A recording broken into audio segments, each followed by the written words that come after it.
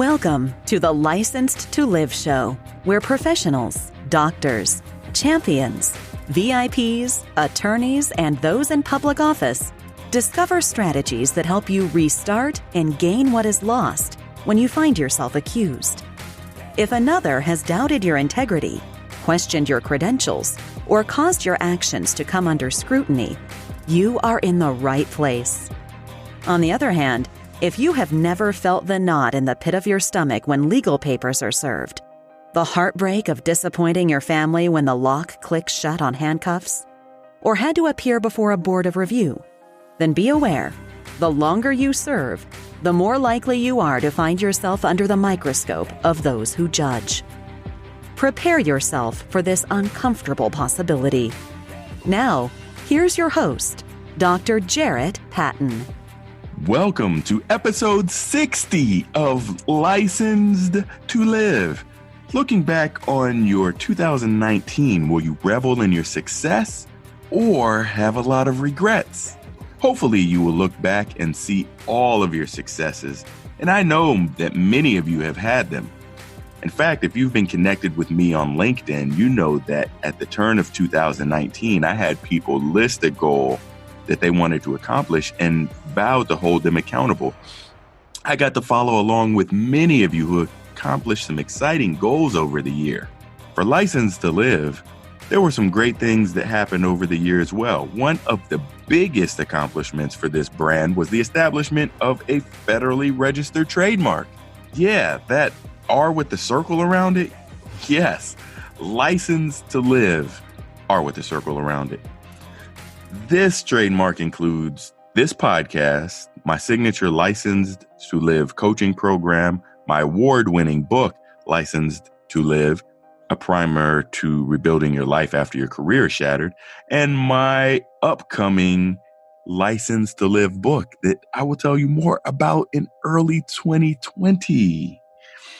This couldn't be done if I didn't have great listeners like you that continue to listen and get inspired from many of my guests' stories. I would like to thank all of you for your listening and support. I'm also wishing you the best for this new year. This episode will focus on the 5 most popular episodes of 2019. There were many great guests and great episodes, so this was really hard. We learned a lot from their experiences and their own license to live. These episodes were chosen by me purely based on the number of downloads. And in the case of a tie, then I pushed the episode that had the shorter release time up on the list over the other if they had the exact same number of downloads. Incidentally, the most popular episode of 2018 was episode 37, Do No Harm, Exposing the Hippocratic Hoax, with film producer Robyn Symon. We talked about physician suicide epidemic, and that remains one of the most popular episodes to date. So we'll kick off our list coming up, the top 5 episodes of 2019, right after a word from our sponsor. Emmett Hayes III Coffee Company, EH3, specializes in selecting 100% Arabica coffee beans from distinct coffee growing regions across the globe. EH3 Coffee Company offers an exclusive brand of organic coffee beans and blends. All coffee products are craft roasted to perfection, which yields consistency and quality, taste, and optimal flavor. EH3's quest is to create an evolutionary coffee experience for every single customer every single time. Get your coffee today at emmetscoffee.com. That's EMMITTSCOFFEE.com. For the 5th most popular episode of 2019, we go back to episode 39, Physician Sovereignty and Blockchain Technology with Dr. Leah Houston. She tells her diss when her information was stolen as a physician and how that changed her career focus to fight and advocate for physician sovereignty and physician rights. In this clip, she tells us about blockchain technology and how it can help physicians. Well, a lot of people hear about the potential value of blockchain creating digital money and allowing for values of exchange between individuals in a peer-to-peer way. That's one amazing use case. But just like the internet had the original use case of email, blockchain has many, many other amazing use cases outside of just email communication. And we're realizing that now. The World Wide Web was essentially deployed into the US in 1991 or into globally. People didn't really adopt it until about 10 years later. So we're kind of at the 1993, 1994 era of blockchain, where people still know that, email is a use case. We know that cryptocurrency is a use case. We know that it has the potential for all these amazing things. AT&T set out all these ads in the 90s. Have you ever driven, through a highway and paid a toll without stopping your car? And all these amazing things that now are reality. And we hear a lot of that stuff around blockchain, but 10 to 15 years, they will be a reality for us because of this technology.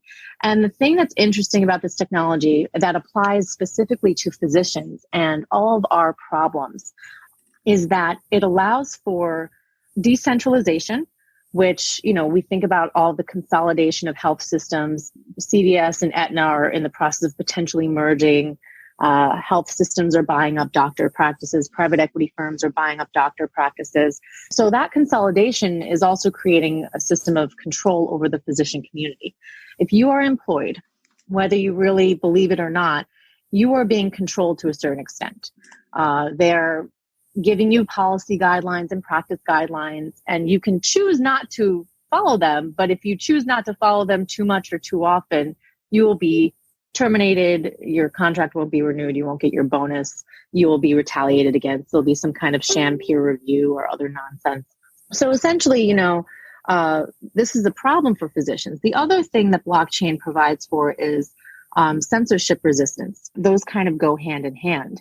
So if we have digital wallets that can have our cryptocurrency, if we have in our digital wallets also our professional credentials, that process that takes 2, 3, 4 months to credential and move from hospital to hospital could take moments, seconds. And because of its secure nature, it allows you in a self-sovereign way, meaning only you control it, to own your credentials in a digital space and to have control over whether or not they're using your Medicare, Medicaid number, know exactly when they're using it, how they're using it, because it's attached to your digital wallet that you own and control. It also would allow for censorship-free peer-to-peer communication among physicians. No longer would be worried about retaliation. Most of us understand that if our patients think that we're trying to do the right thing for them, they give us rights to share their health information amongst each other. Who the patients don't trust are the health systems and insurance companies. And rightfully so, because many of these entities are using patients' data to find ways to deny services, deny care, then turn around and create policies that control the flow of money. If we had self-sovereign identities where we could communicate amongst each other about patient care, no longer would we need these third-party health systems to own and control our patients' personal data or own and control our personal data. The relationship will now be between us and the patient, and we'll only need to interact with these systems when we need to utilize them or if the patients choose to utilize them. If we have to use the operating room, okay, now we need to contract to use the operating room. If we have to admit our patients, okay, now we have an agreement with the health system to admit our patients. But that is an agreement that only comes after we as individual self-sovereign physicians decide which hospital to send our patients to. And we can decide the safest one instead of the one that unfortunately just employs us. For our fourth most popular episode of 2019, we fast forward to episode 56, where we learned about hashtag SoMeDocs founder, Dr. Donna Coriel. Dr. Donna tells how blame dissed her career while she still remained positive and upbeat. In this clip, she tells of her interest in social media. I dabbled in the social media arena as a younger doctor. It was about a decade ago that I dabbled in it. I did it sort of more for personal reasons. I sort of was writing as an outlet. I wanted to create. I'm very artistic. And I found that it really satisfied this need in me that I just never realized that I had. And in my years of doing it, I discovered things along the way. I started writing articles. I started to take photos of the world around me. And I began to realize just how far the reach was for the content that I was creating. Before I knew it, it started to actually open career doors. I knew from the get-go that social media was the future of communication. It was just very hard for me to put my all into it because medicine did not accept it. Medicine still doesn't really accept it because healthcare is sort of complicated, right? We've got HIPAA and we've got other privacy issues and we've got our pride. And so social media is not traditionally sort of accepted in the field of medicine. And so that was a big push for me. But the more I did it, the more I realized just how powerful it is and that I sort of had to push forward if I wanted to make a change. I opened SoMeDocs, and when I say open, I'm referring to a Facebook group that's a private group for physicians at the time. This was about 3 years ago. And the intention was to have like-minded doctors who wanted to use the online world to make an impact, whether it be to grow their voices or to grow a business or to connect with other doctors and network on ideas. But I wanted there to be a space where people could freely do that. In the past 3 years, that has grown into what I envisioned and even more. Later in the episode, she goes on to tell how creativity is essential to her growth. I truly believe that creativity and out-of-the-box thinking is the cornerstone of innovation. And so, we're sort of stuck in this traditional mindset of medical caregiving because for a good reason, right? We've got all our algorithms and our tables and all the things that we sort of follow because over time, it's been proven to be the right way and proven in research studies and with evidence-based medicine.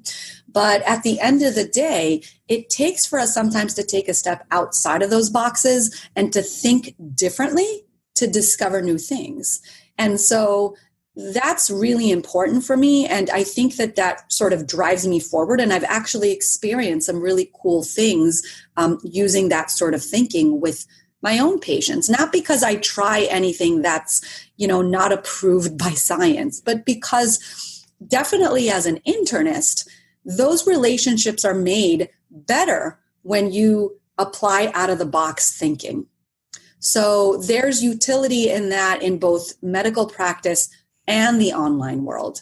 And when I say the online world, I mean if you're trying to reach your target audience in sort of approaching them in different ways, because nowadays you've got to be different to catch the attention of the general public. Next up on the list for our third most popular episode of 2019 is episode 57, Looking for a Change from the Weather with Katie Fehlinger. In this episode, we speak with television media personality, do-it-yourselfer, and meteorologist Katie Fehlinger. She goes for a record number of disses as she tells of her career transition out of a highly successful meteorology career in a top 5 media market. She talks about the mindset shift that she used to move beyond her self-imposed limitations and really dip into her creative genius to do something that she loves to do every day. In this clip, she tells us the dramatic story highlighting her motivation to quit her highly successful career. The decision to do something like this, I don't think comes easily for anybody because this is the toughest decision I've ever made in my life. Since I've done this and people have been asking me about it, I sort of joke, but it's totally true that it was no issue whatsoever to figure out who to marry or, that kind of stuff. Like that was easy, but making a choice like this, it incorporates so much courage and the just taking into account other people, important people in your life. Like I have 2 little 4-year-olds to feed. Like I have to be able to feed them. I have to be able to pay our mortgage. I have to be able to contribute to the household. I can't just put this all on my husband. Like all of this stuff is like weighing down as not guilt, but a worry, a very real practical worry. So that was a big part of it. And a decision like this is just not going to come easily for that reason, but also because someone like me, who by their very nature is a people pleaser and just wants to make others happy, I guess, I was often disregarding what it was I really wanted and what was going to really make me happy. So I had to really double down and think hard about what I wanted. And that was the hardest thing for me to do. There was a time, I mean, I spent a solid year, honestly, on trying to decide and figure out how I would make this decision and actually pull the trigger on it. So it's been a long time in the making, but the straw that broke the proverbial camel's back for me to say, okay, now's the time. We gotta make a change now, was when, it's a story that I'll have to tell you, but two dear friends of my husband's and mine, they're friends of his from Penn State, and they just by default became my friends, and they're wonderful, wonderful people. This is a couple years back. It's Kevin and Stephanie are their names. And Stephanie posted, I think it was about 2 years ago now, on Facebook one day that she had been diagnosed with brain cancer. What followed was this months-long struggle that I can't even wrap my head around how difficult this must have been for her. She went through 2 brain surgeries. She went through chemotherapy. She had to relearn how to walk. And all the while, she's putting all of this out to everybody on Facebook, like this public diary, which I thought was incredibly brave. And it's still kind of hard for me to talk about it. But actually, just a few days ago is a year to the day that her husband was the one posting on Facebook that Stephanie had passed away. So this is about a year ago now. And when that happened, when Steph died, I just looked at my life and the way she was living her life up until the end, because this is a woman that was not only insanely brave and like a warrior going through this struggle, but all the while she's posting updates on Facebook of watching her son learn how to surf. They lived in California, of cooking Thanksgiving dinner, of marching in the LA Women's March, wearing her pink wig because she didn't have any hair at that point. And she's still living life and being as active as she could. And then there's me, who gets home at 1 p.m. and I'm too exhausted to play with my girls. That was just when I stomped my proverbial foot down and just like, now's the time. I have to, this is not living. What I'm doing is not living. Because I go through these discussions in my head when I'm tired at work, like, just 3 more days and then I'll get to sleep in. Just 5 more hours and then I get to go home. I was constantly counting down to the next time I'd get a break rather than living in the moment. And that was what it really took for me to finally say, this is enough. What I'm doing right now is not living. I'm just trying to get through. And yeah, that's what did it for me. For our second most popular episode of License to Live for 2019, we talked to Dr. John Jurica in episode 55. He's the host of Physician Non-Clinical Careers podcast, and he talks about how he was dissed in his career that led him out of the hospital into a non-clinical career path. In this segment, he talks about the hottest non-clinical jobs for 2019. Utilization management's a big one because it's quick. You don't need any special background. Pretty much anybody can go into it. They can make a decent living. They can do offsite reviews. They can do onsite. They can work for a hospital. They can work for a large firm. And, they'll make, I don't know, 150 to 200 depending. And they can, but it's a good job. And I've seen cardiologists, cardiac surgeons, and others say, they've had it with practice. They're going to do that. A lot of medical science liaisons are out there in the group. There's quite a few people that do multi-level marketing, but we won't let them talk about it. So, but they're, I don't mind people want to share some things, but, we kind of get upset if they try to promote their pyramid scheme or whatever. But no, then there's everything in between. There's, people that are in hospital and health system leadership. There's people that are in insurance medicine. Pretty much you name it. There's at least 100 different non-clinical careers out there that I could probably list if I had to. And you're right. A lot of the engagement on the Facebook group is other people helping each other. So I really don't, I'm not doing coaching on Facebook group, right? There's a lot of coaches on the group. So feel free to jump in anytime. Later in the episode, he goes on to tell us about the trending position of medical science liaison and what that is. It's one of the dozens of pharmaceutical jobs that are out there. And of course, most of us, if we've been practicing, we've met the sales people quite often. I've probably met with thousands of sales reps from a pharmaceutical company. But the MSL is not a sales position. It's kind of the parallel, but they do a job where they interact with what they call key opinion leaders or physician leaders, or basically those that are opinion leaders, and they bring information to the physicians from the pharmaceutical company. So they're really doing an educational and consultative role. So it's very in line with how we're taught. We don't want to sell. We just want to teach about these drugs. Why are they beneficial? In what situations do they work best? How do they interact with other drugs? And then they bring information back from the key opinion leaders back to the pharmaceutical company, and they help the company design better ways to communicate. And they also oftentimes help train others in the company. And it's an interesting position because it doesn't really require any special training. Now, it can be competitive because there's a lot of physicians right now trying to get out of medicine, but there are a lot of MSL jobs out there, and it's growing. It's just something that I've been interested in. I created a couple of courses addressing how to become an MSL. If travel is not an issue for you, it's probably ideal because there is some travel involved, but it's one of the many of the pharma jobs, and it's fun.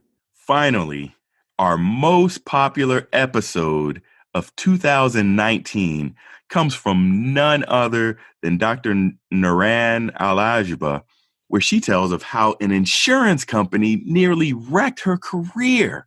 This is in episode 51. She felt disempowered when in episode 51, she was disempowered when an insurance company tried to make the case that she was committing fraud. It was clear that she was not committing fraud and just doing something that many pediatricians do every day in their offices. She tells some of the story in the following excerpt.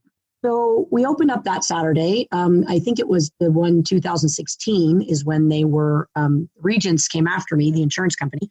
And we saw, I want to say maybe 60 patients that day. We work all day long. We have extra staff called in. We have many public health nurses who actually come in and volunteer their time because they get continuing education for that. And so it was valuable to them. They wanted to do it. So it's a real kind of community effort to immunize everyone that we can. Well, over the years, parents said, gosh, can I get my well child check at that clinic? Well, sure. Why not?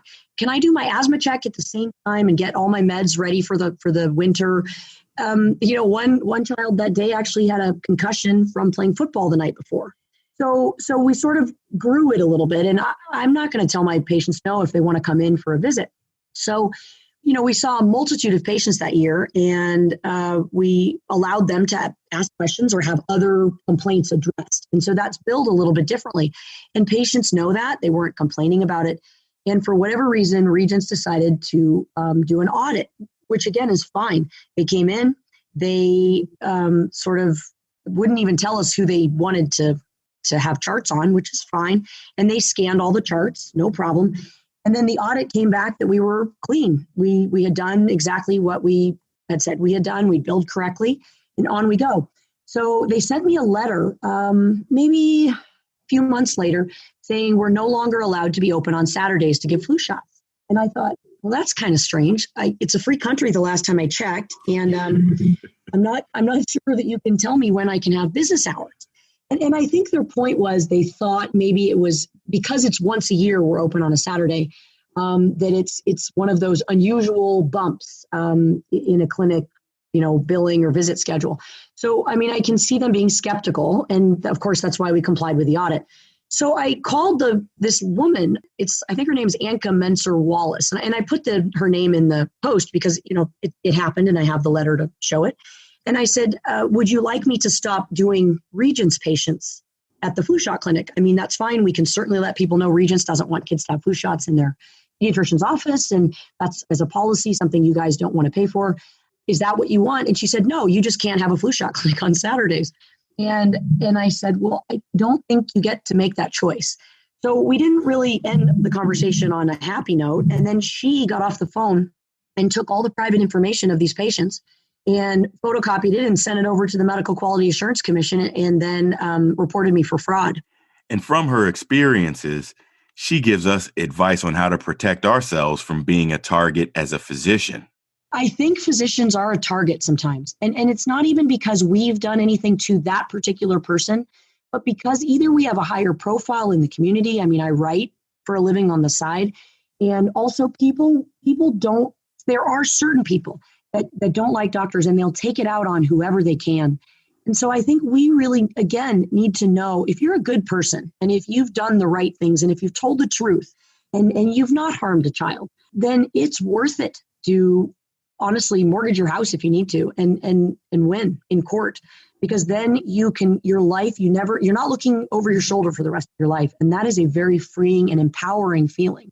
And then the thing is, the next time somebody comes after you, you're comfortable if you haven't done anything wrong and standing up and fighting. I hope you enjoyed this recap of the top 5 episodes of Licensed to Live for 2019. In fact, in the show notes, I have links to all of those top 5 episodes, including the most popular episode from 2018 as well. That way you can go back and listen to the full stories, listen to all of the jewels and knowledge that they drop for all you fire starters out there. 2019 was a tremendous year for the Licensed to Live brand. And I appreciate all your support through this year and look forward to delivering more great stuff to you in 2020 and beyond. I have some pretty serious objectives for this year and can't wait to deliver them to you. Until then, wishing you all the success, wealth, and health for this coming year. See you next time. No matter how disheartening the moment of accusation sounds, how deep the pain of immobilization stabs, or how bleak your future looks, no one can take away your license to live. Keep Dr. Jarrett's expertise handy and unlock your future. Go to Apple Podcasts, Google Podcasts, or another podcast player and subscribe right now to Licensed to Live. See you next time.